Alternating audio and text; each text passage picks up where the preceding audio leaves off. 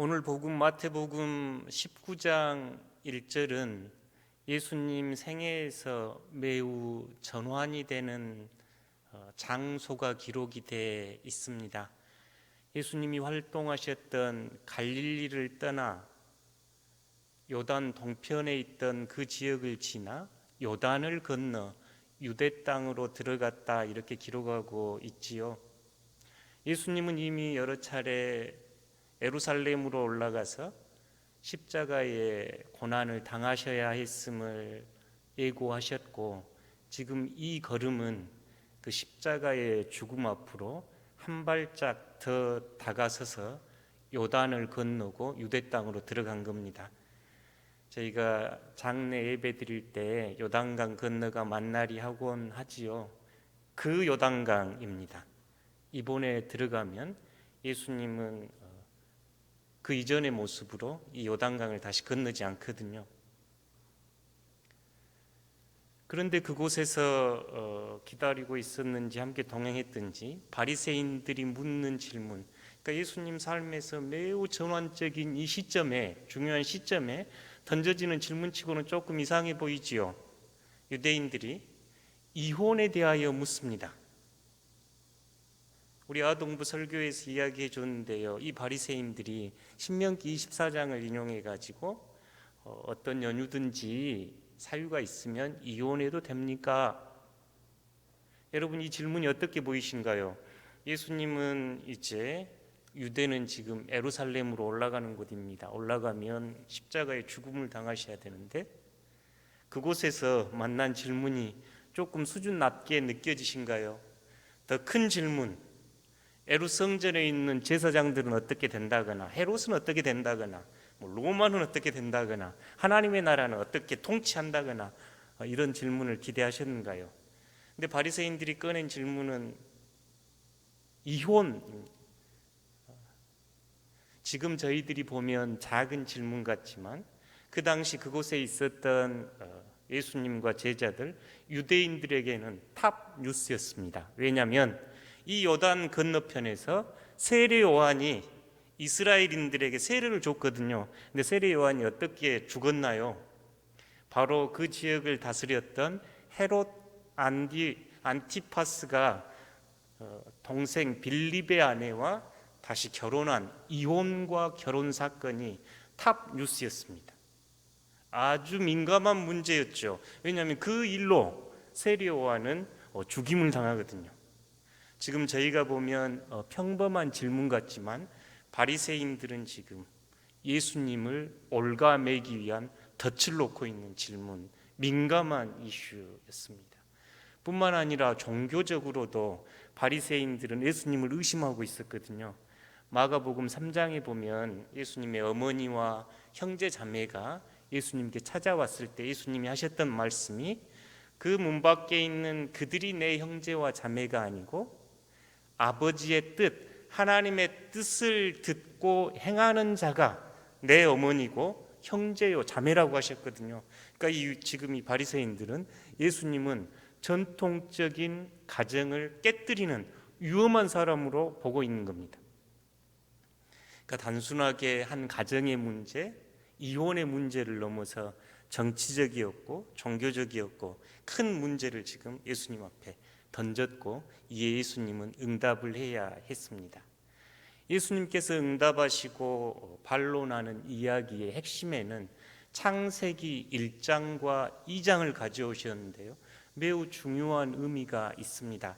예수님께서도 태초에 그렇게 하셨다, 시초부터 그렇게 하셨다 하면서 창세기 1장 27절에 하나님이 태초에 남자와 여자를 만드셨고 그 남자는 부모를 떠나서 아내와 합하여 한 몸 하나가 될 것이다 하는 창세기 1장과 2장의 말씀을 그대로 인용하시면서 하나님께서 만드신 이 하나됨을 깨뜨려서는 안 된다, 이렇게 이야기합니다. 결혼 주례사에서 자주 인용하는 말인데요, 이 말씀은 단순하게 부부가 둘이 하나 된 것을 훨씬 넘는 예수 그리스도 안에서 하나 된 비전이 담겨 있는 말씀입니다.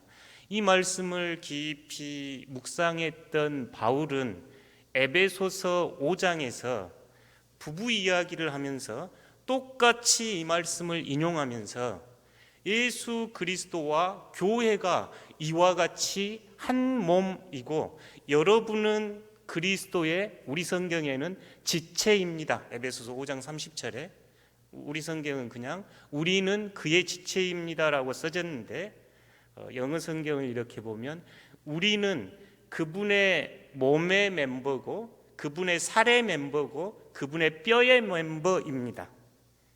아담이 하와를 만났을 때 내 뼈 중에 뼈요 살 중에 살이라고 한 말을 바울은 그리스도에 참여하는 여러분이 살 중에 살이고 뼈 중에 뼈고 그의 몸입니다라고 확장시켜 나갑니다.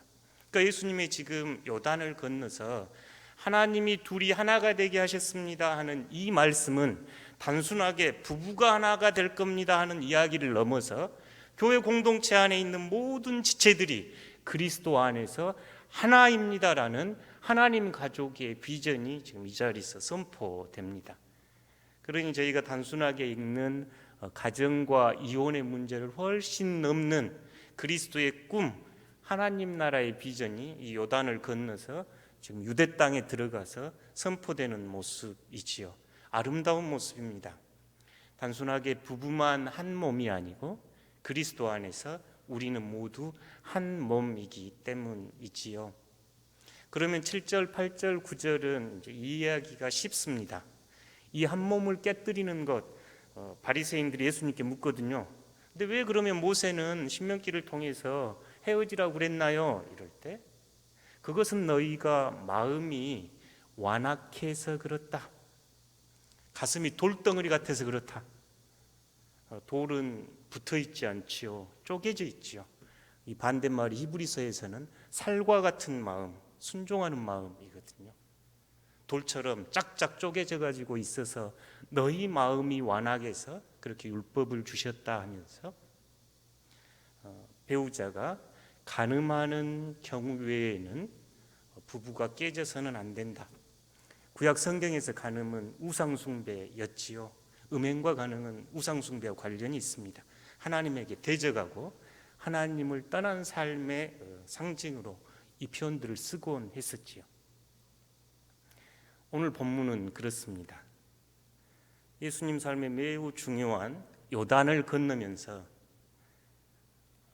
창세기에서 말씀하셨던 둘이 한 몸, 사람이 나누지 못할 것이다. 이 말씀 안에는 부부가 한 몸이요, 그걸 떠나서 교회 공동체가 그리스도 안에서 우리 모두가 한 몸임을 선언하는 그리스도의 선언입니다. 굉장히 가슴 떨리는 일이지요. 왜냐하면 우리가 다 남남처럼 살아가는데 우리가 하나입니다, 한 몸입니다 하고 말씀하시거든요. 이 말씀을 가만 묵상하면서 그러면 왜 우리는 이 한 몸을 잘 알아차리지 못하고 서로에게 큰 고통을 주고 실제로 이제 가정 안에서는 그렇게 사랑해서 한 가정을 이루었던 이들이 헤어지는 이별의 아픔을 저희들이 겪어야 할까 하는 생각을 좀 하게 됐습니다. 우리나라 70년대부터 2010년대까지 이혼 사유를 좀 보니까요.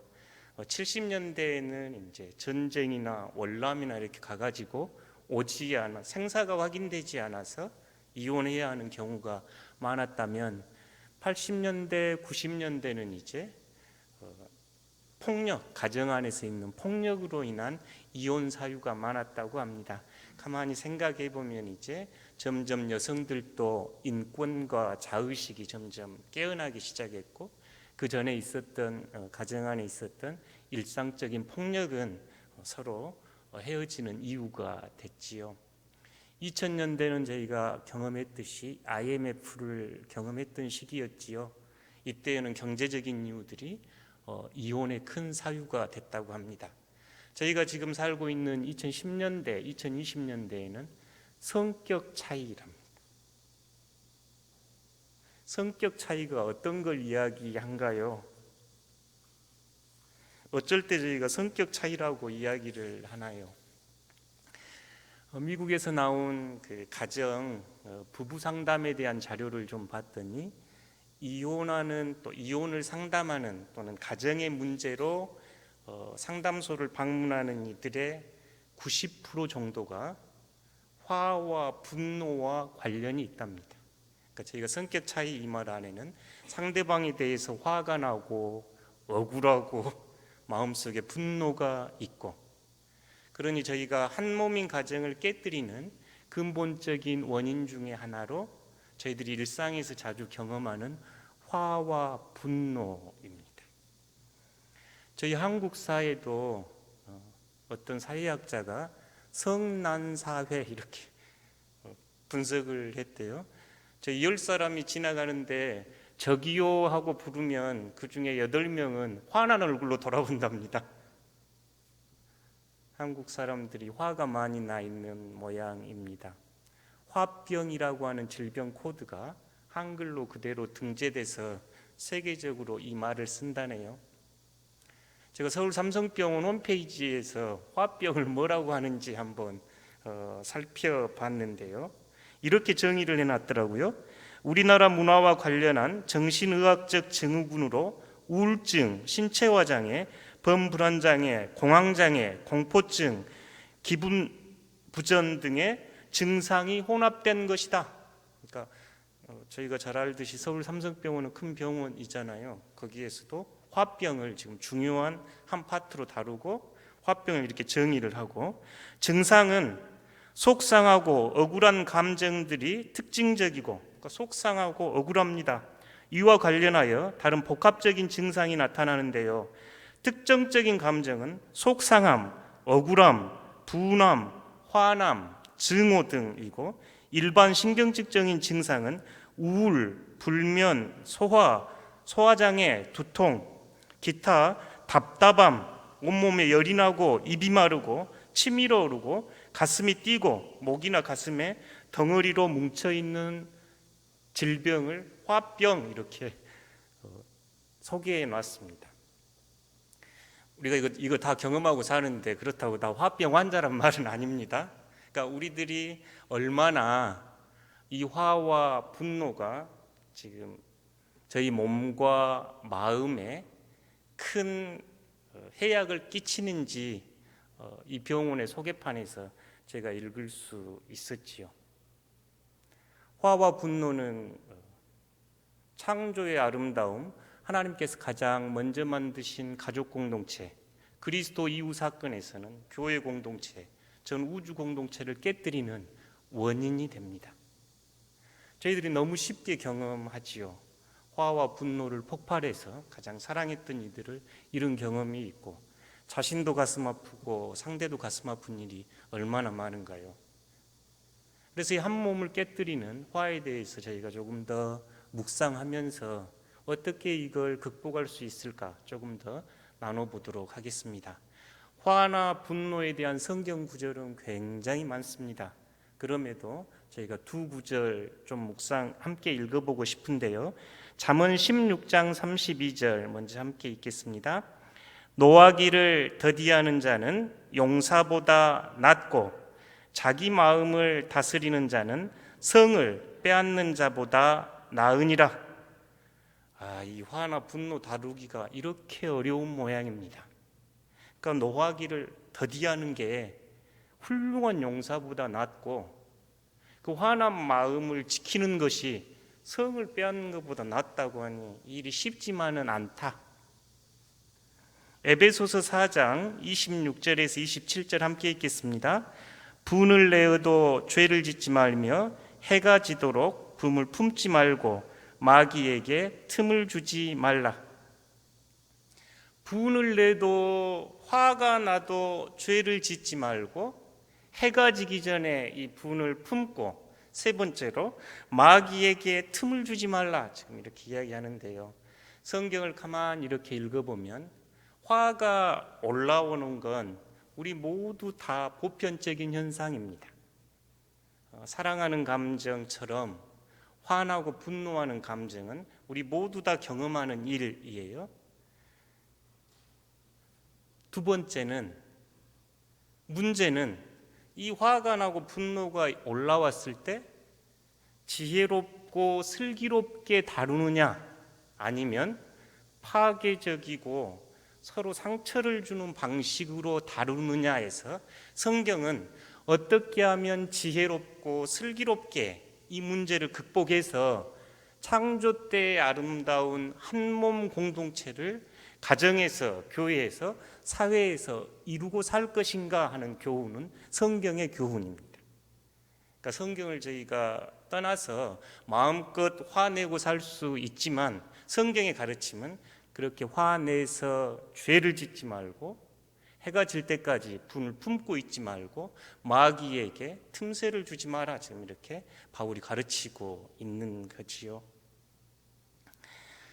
사실 이 설교를 준비하는 과정에 제 자신이 점점 많은 분노와 화를 내고 있고 현명하지 못하고 어리석은 방법을 택하고 있는 저 자신을 직면해야 했습니다. 그 시간이 쉽지 않는 시간이지만 그래도 이 말씀을 준비하면서 이제라도 그것을 알아차리고 나와 다른 이들에게 고통을 주는 이 화와 분노의 문제를 잘 다뤄보고 싶다 하는, 사실은 제 고백이 담긴 설교이기도 합니다. 여러분은 어떠신가요? 제가 이 말씀을 가만 묵상하면서 잠언의 말씀, 에베소서 말씀, 또 골로새서 3장에 나와 있는 바울의 권면들을 가만히 묵상하면서 화와 분노는 마치 수류탄과 같다. 그러니까 저희가 화가 폭발한다, 분노가 폭발한다, 그렇죠? 화라고 하는 단어 자체가 지금 강한 폭발성이 들어있는 단어지요. 마치 화와 분노는 수류탄과 같습니다. 제가 수류탄으로 비유하는 건 좋은 예가 아닌 걸 압니다만 화와 분노가 함부로 던져지면 우리가 얼마나 큰 고통을 입고 상처를 입고 있는지 잘 알기 때문에 그렇습니다. 화와 분노를 함부로 던지면 이렇게 위험합니다. 첫 번째, 그 위험을 알아차리기 위해서 수류탄. 어떤 일로 수류탄에 안전핀이 뽑혔습니다. 저희 남자들은 군대 가면 아시겠지만 안전핀을 뽑는다고 이 수류탄이 바로 터지지는 않습니다. 수류탄을 던지면 클립이라고 있는데 저게 탁 작동을 하면서 뇌관을 때리고 4, 5초 뒤에 터집니다. 우리가 화가 탁 나면 알지요. 제가 눈을 크게 뜨고 얼굴 색이 변하면서 목소리가 올라가면 무섭다 그러더만요. 안전핀을 뽑은 겁니다. 이때 우리는 어떻게 해야 한가요? 저희들은 쉽게 내 손에 있는 이 화를 상대방에게 던져버리면 해소가 될 거라고 생각하고 던져버리거든요. 그러면 상대는 가만히 있나요? 상대도 뽑아가지고 던지거든요. 서로 주거니 받거니 하다 보면 만신창이가 되고 관계는 깨지고 신뢰는 잃습니다. 그러니 화라는 수류탄을 손에 들었으면 안전핀을 다시 꽂아야 합니다. 아주 조심스럽게 안전핀을 다시 꼽아 넣어야 되는데 손에 수류탄을 들고 있다는 사실을 알면 함부로 말하거나 행동을 삼가고 다시 조심스럽게 안전핀 꽂는 훈련을 하셔야 합니다. 손이 벌벌 떨려가지고 핀을 잘 못 꽂지요. 가만히 깊게 호흡을 해도 좋고 그 자리를 떠나서 산책을 해도 좋습니다. 저희는 그리스도인이니 하나님께 기도를 드리고 시편의 말씀, 주님의 말씀을 가만히 되새겨보거나 찬송을 부를 수 있을 겁니다. 안전핀을 꼽는 일은 우는 아이를 달래는 것처럼 사랑과 애정으로 해주어야 합니다. 세 번째, 이 안전핀이 꽂아졌다고 화가 사라지는 건 아닙니다. 화를 안 내는 사람이 화를 내면 더 무섭다는 이야기 우리 하곤 하죠. 세 번째 작업은 뇌관을 완전히 해체해야 합니다. 저희가 화가 날 때 가만 쌓아두거든요. 화를 안 낸다 이 사람들은 화를 없앤 게 아니고 쌓아두는 겁니다. 화를 쌓아두면 신체적으로는 뇌나 심장에 큰 무리를 주어서 질병의 원인이 되고, 심리적으로는 다른 사람을 신뢰하지 못하고 미워하게 하죠. 그리고 이게 폭발을 하면 이제 더 무섭습니다. 평소에 화를 안 내던 사람이 화를 내면 더 무서운 이유지요. 그러니 뇌관을 해체해야 합니다. 수류탄의 이미지로 드리고 싶은 이야기는, 분노를 내면 이렇게 위험합니다. 두 번째, 화가 나면 조심스럽게 다시 안전핀을 꽂아야 합니다. 세 번째 작업은 이 안전핀 꽂는 작업에 이제 넘어서 그 화약이 들어있는 뇌관을 해체해야 합니다. 설교가 앞부분인데요. 시간이 이제 이게 53분이 돼가지고 계속 하겠습니다. 제가 화와 분노를, 제 자신을 돌아보고 우리 사회를, 지금 저희가 코로나 때문에 또 얼마나 화가 나요. 서울에 집회하러 간 사람들 보고 화가 나고, 그 사람들은 정부에 화가 나 있고, 우리는 또 그런 언론에 화가 나 있고. 제가 이 화를 생각하면서 쓰레기 줍기를 가만히 생각해 봤습니다. 제가 아침에 이제 기도하고 묵상이 끝나면 교회 안팎을 한 바퀴 둘러봅니다. 처음에는 그냥 산책 삼아서, 또 밤사이에 우리 교회는 잘 있는지 하는 마음으로 쭉 교회 인근을 한번 둘렀는데요. 둘러보면서 보니까 쓰레기들이 있더라고요. 담배 꽁초, 어쩔 때는 맥주캔, 소주병, 여러 가지 쓰레기들이 주위에 있어서 처음에 이제 우리 교회를 좀 더 돌보는 마음으로 쓰레기를 줍기 시작했습니다. 한동안 그러고 생각했더니, 이 쓰레기를 줍는 일은 우리 교회만을 위한 일이 아니라, 우리 아침에 여기 신흥중 금당고 학생들이 많이 다니거든요. 이 학생들이 이 일로 인해서 참 행복해지겠다, 이 마음이 들었어요. 그러고 이 쓰레기를 줍는 일이 우리 교회가 좋고 이웃이 좋을 뿐만 아니라 하나님의 정원인 이곳이 아름다워지는 일이구나 하는 것에 이르러서 쓰레기를 줄 때마다 이렇게 생각을 해보는데, 첫 번째, 쓰레기는 매일 버려져 있습니다. 누가 버린지도 모르는데 버려져 있어요. 화도 그렇습니다. 우리의 분노를 주고 스트레스를 주는 일은 원인을 찾기 어려울 때가 굉장히 많습니다. 그렇지만 직장에서, 가정에서, 또는 매스컴을 통해서, 또는 먹는 것을 통해서 우리 안에, 우리 마음밭 안에 그렇게 쓰레기들이 버려져 있고, 이것들은 나중에 화로 이제 성장을 하지요. 가만 둘러보면서 보니까 많이 버려진 곳이 있습니다. 특정 지역은, 특정한 곳은 항상 쓰레기가 있어요. 그것을 보고 우리들도 그러잖아요. 어떤 분들은 정치적인 문제에 굉장히 이렇게 분노하기도 하고, 어떤 분들은 경제적인 문제, 또 어떤 분들은 사회적인 문제, 어떤 분들은 가정의 문제, 조금씩 다르지만 우리 모두는 특정한 그 그늘, 어두운 곳이 있더라. 우리의 죄성이로 보이는 그곳에는 쓰레기가 쌓이기 쉬운 곳이 있더라입니다. 똑같은 이야기를 해도 어떤 사람은 괜찮고 어떤 사람은 화가 나는 거지요. 세 번째, 내가 진짜 소중하게 여기는 곳에도 쓰레기를 버리더라. 저는 교회 뒷마당에 쓰레기를 안 버리면 좋겠거든요. 왜냐하면 우리 마당이잖아요. 근데 항상 버려져 있는데, 다 버려도 교회 표지판 앞에는 안 버리면 좋겠거든요. 왜냐하면 덕신교회 써졌는데. 그래서 어느 날 제가 어떤 남자 두 분이 담배를 피우다가 꽁초를 거기다 버리길래 갔습니다. 또 괜히 그 해코지 당할까 싶어서 할까 말까 하다가 그래도 내 마당인데 싶어가지고, 이곳에 차를 대는 것도 좋고 담배를 피는 것도 좋습니다만, 요 교회, 덕신교회라고 써진 표지판 앞에 꽁초를 버리면 어떻게 하시겠습니까? 그랬더니 그분들이 점잖으셔서 꽁초를 주워서 갔습니다.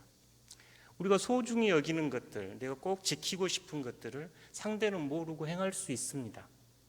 예를 들어 부부 사이에 친정 이야기나 시댁 이야기가 그렇지요.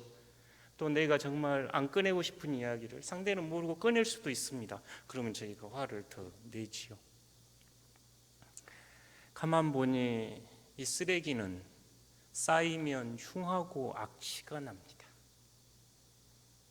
우리 안에 분노나 화도 그러더라고요. 괜찮은 척 화났어? 그럼 화 안 났어? 하면 지금 그때 화나 있는 건데 점점 이게 쌓여 있으면 이제 악취가 납니다. 점점 파괴적이 됩니다. 다른 사람이나 이웃이 가까이 오지 못해서 점점 나는 외롭고 외톨이가 돼가지요. 쓰레기를 주면서 우리 마음도 이렇더라 하는 것을 제가 경험을 했습니다. 그러면서 이렇게 제가 주면서 배운 게 하나 있는데요. 우리 마음도 매일 이렇게 쓰레기를 줍는 일이 매우 중요하겠다. 쌓아둘 일이 아니고 그날 치워야 하는구나. 이게 우리에게는 예배요, 우리에게는 기도요, 말씀 안에서 우리 안에 쌓여있는 화나 분노, 죄를 하나하나 끄집어내는 일을 해야 되겠구나. 그런데 내가 이 일을 못하고 지냈구나 하고 깊이 회개를 했습니다. 제가 이 일을 하면서 크게 받은 은혜 중에 하나는 교회 주변의 쓰레기를 제가 줍는 양은 아주 적습니다. 사실 대부분은 정찬호 집사님이 치우고 요 길가는 환경미화원이 치웁니다. 저는 그게 은혜다 싶습니다. 하나님은 하나님의 방식으로 우리의 마음을 더욱더 아름답고 깨끗하게 만들어 가시기 위해서 다른 이들 하나님의 방법으로 다 치워주고, 사실 제가 하는 일은 매우 조그마한 일이었습니다. 그래서 하나님을 더 신뢰하게 됐고, 이 쓰레기 하나 줍는 일이 내 마음의 화를, 분노의 씨앗을 제거하는 일이 단순하게 나만 위한 일, 또 이웃만을 위한 일일 뿐만 아니라 하나님의 일이었고, 그것은 하나님이 일하시는 방식에 내가 참여한다는 것을 알게 됐습니다. 이제 구체적으로 우리의 마음에 있는 이 화와 분노를 어떻게 해체할까, 구체적으로 다룰까 할 때 크게 두 가지로 좀 생각해 보고 싶습니다. 첫 번째는 공동체적 책임입니다. 이번 코로나19 확산으로 인해서 우리가 고통을 겪고 있는 것은 교회가 사회적 책임을 다하지 못하였다는 자성과 함께 교회가 어떻게 이렇게까지 되었나 하는 우리의 부끄러운 고백이 담겨 있지요. 사실 이 코로나가 확산될 때 전체 모든 이들이 코로나로 고통을 받고 있을 때 우리만 잘한다고 코로나 확산 안 되는 것 아니지요.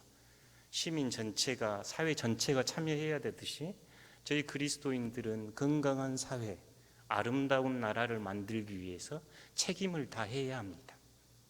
교회도 그렇고 가정도 그렇습니다. 엄마나 아빠의 몫이 아니라 우리 한 사람 한 사람이 함께 가정과 교회와 사회를 꾸려나가기에 주어진 자리에서 아름다운 공동체를 만들기 위하여 쓰레기를 줍고 친절하게 대하고 그리스도 대하듯 대해야 합니다. 두 번째, 일상에서 보다 더 밀접하게 부부나 친구 또는 직장 상사나 선후배 간에 또 함께 나누는 신앙 교우들 간에 정말 화가 나고 분노가 나고 할 때 어떻게 하면 좋을까요? 세 가지 대화법을 좀 소개해 보고 싶습니다. 저희가 흔히 부부 사이에 관계를 망치는, 이건 부부뿐만 아니라 서로 간에, 저희 상호 간에도 비난하고 당신 어떻게 된 사람이야, 당신은 항상 그래, 뭐 이런 이야기들, 그 이야기를 하거나 그럼 또 방어를 합니다. 당신도 똑같잖아, 당신은 언제 안 그랬어, 이렇게 하고 또 경멸합니다. 신체적이건 정신적이건 경멸의 언어를 쌓고 그 다음에 문을 꽝 닫고 들어가 버리죠. 담쌓기 합니다. 다시는 네 안 보고 살란다고. 이런 단어들은 저희가 비난하고 방어하고 경멸하고 담쌓기는 성경이 말하는 한 몸을 이루는 방식이 아님을 먼저 저희가 알아야 합니다. 이것은 하나님의 뜻이 아니고 하나님이 기뻐하시는 일이 아니구나 하고, 이 한 몸을 이루기 위해서 저희는 이렇게 대화할 수 있겠습니다. 먼저 화가 나고 분노가 나면 그 자리에서 말을 하거나 행동을 하는 것은 매우 위험합니다. 그래서 바울도 해가 지기 전에라고 시간을 두었다 싶습니다. 조금 시간을 가지고 여유를 좀 가져야 합니다. 그 후에 아주 차분하고 진지하게, 바울은 해가 지기 전에, 이 말은 아마 하루 안에 이런 것 같아요. 우리 안에 그렇게 화나고 억울하고 분노를 상대에게 알려야 합니다. 미리 약속하셔야 됩니다. 싸우기 전에, 화내기 전에. 오늘 예배 끝나고 여러분 주보에 보면 서약 해놨거든요. 거기에 서로 사인하셔서 약속하셔요. 내가 당신에게 화나고 당신에게 분노가 일고 억울하면 이렇게 해보겠습니다 하는 서약입니다. 그래서 차분하고 화내지 않고 이야기할 수 있고, 그 이야기를 듣는 배우자도 진지하게 들어주어야 합니다. 진지하게 들어주기만 해도 우리 안에 있는 응어리들, 분노와 화가 많이 풀리거든요. 근데 우리들이 그 이야기를 나눌 때 진지하게 듣지 못하고 비난하고 방어하고 경멸하거든요. 그 방식이 아니라 우리가 정말 한 몸입니다, 둘이 아니라 한 몸입니다 하면, 한쪽 팔이 아프면 온 몸이 아픈 거지요. 상대가 화나 분노로 인해서 고통을 겪고 있다면 나도 화나 분노와 아픔을 겪고 있고, 나를 넘어서 그리스도가 아파하시는 거죠. 그니 차분하고 화내지 않고 정직하게 이야기해야 합니다. 첫 번째는 내가 이 화나 분노로 인해서 마음이 아픕니다. 고통을 당하고 있습니다. 이 이야기 해줘야 합니다. 내가 화가 나서 괴롭습니다. 저희들이 이 작업하지 않아요. 몇 개월, 몇 년, 제가 직접 들은 한 가정은 16년 말을 안 해요. 밖에 나오면 좋은 가정인데 집에 가면 말을 안 한답니다. 화가 나서 괴롭다고 이야기해 줘야 하고, 이 대화를 진지하게 해야 합니다. 왜 그러냐면 내가 화가 난 것을 상대에게 전달하지 않고 가만히 두면 내 안에서 눈덩이처럼 굴러가 키웁니다. 실제 조그마하고 사소한 일, 사소한 오해를 내 중에는 눈덩이에 깔릴 만큼 크게 부풀려 가지고 오거든요. 두 번째는 나는 이 화내고 분노로부터 고통스러운 이 상황을 벗어나기 위해서, 죄를 짓지 않기 위해서 최선의 노력을 다하고 있습니다 하고 이야기해 줘야 합니다. 나는 사랑하는 당신에게 상처를 주지 않기 위해서 이 문제를 가지고 씨름하고 있습니다. 당신이 아파하면 내가 아프기에 서로 고통을 겪지 않기 위해서 나는 이러이러한 노력을 하고 있습니다. 신앙 안에서도 기도와 말씀, 찬양이 도움이 될 거고, 이것을 넘어서 전문적인 상담가나 병원의 전문의를 찾아가는 것도 이러한 노력입니다. 내가 최선을 다하고 있습니다. 그러니 당신이, 세 번째는 나를 도와주십시오. 당신의 도움이 필요합니다. 왜냐하면 당신과의 얽힌 관계에서 당신을 사랑하고 당신을 신뢰하고 당신을 내 인생의 가장 소중한 사람이라고 부부로 함께 살아가는데, 내가 이렇게 아파하고 설령 그 원인을 당신이 제공했을지라도 이제 당신이 저를 도와주시면 좋겠습니다. 왜 그런 거 아니? 저희가 화가 나면 문을 꽝 닫아버리는 행위는 이제 내 인생에 당신 필요 없어요, 그 뜻이거든요. 당신 없어도 나 잘 살아요. 한 몸은 그렇지 않지요. 팔이 잘리거나 다리가 잘리거나 이래놓고 어떻게 잘 살 수 있는가요? 그러니 당신 도움이 필요합니다. 이 세 가지, 저는 저 안에 있는 분노와 화로 인해서 고통을 겪고 있습니다. 두 번째는 나는 이 문제를 극복하기 위해 노력하고 있습니다. 세 번째, 당신이 도와주십시오. 그러면 저희가 성격 차이, 대화 단절, 소통되지 않는다는 이유로 가정이 깨지고 공동체가 깨지는 일은 없을 겁니다. 사랑하는 성도 여러분, 예수님께서 십자가를 지시기 위해서 이 요단강을 건너서 하셨던 지금 말씀은 여러분은 둘이 아니고 한 몸입니다. 하나님이 정하여 한 몸 만드신 것을 사람이 갈라 세울 수 없습니다. 가정 안에서, 공동체 안에서 우리를 힘들게 하고 우리를 찢어버리는, 서로에게 서로 상처를 주는 화와 분노를 잘 다루는 것은 예수 그리스도의 꿈, 그리스도 안에서 우리가 한 몸이 되는 거룩한 작업입니다. 경건한 훈련입니다. 나를 위해서뿐만 아니라 사랑하는 이들을 위해서, 그리고 그리스도를 위해서 우리들이 노력하고 애쓰고 매진해야 합니다. 코로나19로 서로 스트레스 받고 분노하고 하는 이때 사랑하는 덕신교회 성도 여러분은 이 평화의 사도의 역할을 잘 감당하셔서 주님께서 한 몸 이루신 이 뜻을 삶의 자리에서 실천하는 복된 여러분들 되시기를 축복합니다. 이 시간 서로를 위해서 함께 기도하고 싶습니다.